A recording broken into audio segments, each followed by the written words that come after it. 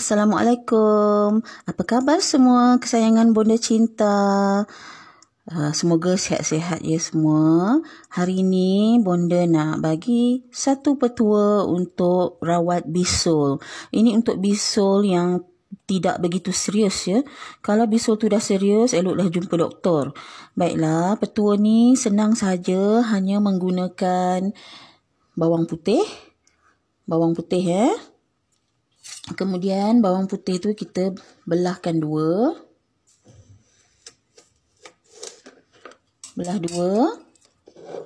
Ambil separuhnya, kita sagat, ataupun kalau tak ada penyagat, kita boleh ambil pisau, kita boleh cucuk-cucukkan sebab kita nakkan getah bawang putih tu ya.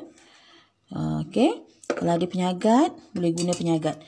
Ambil getah bawang putih tu, kemudian kita gonyoh-gonyohkan di bisul tadi. Gonyoh saja, letak, salatkan getah tu. Sapukan getah bawang putih tu dekat bisul tu. Macam ini sapukan berulang kali. Jangan tampal bawang putih ni. Sapukan saja. Sekadar ikhtiar, bukan ubat. Jika serasi, insya-Allah sembuh dengan izin Allah jua. Buat berulang kali. Buat berulang kali sampai bisul anda kecut dan terus sembuh. InsyaAllah. Selamat berikhtiar. Bye. Jumpa lagi.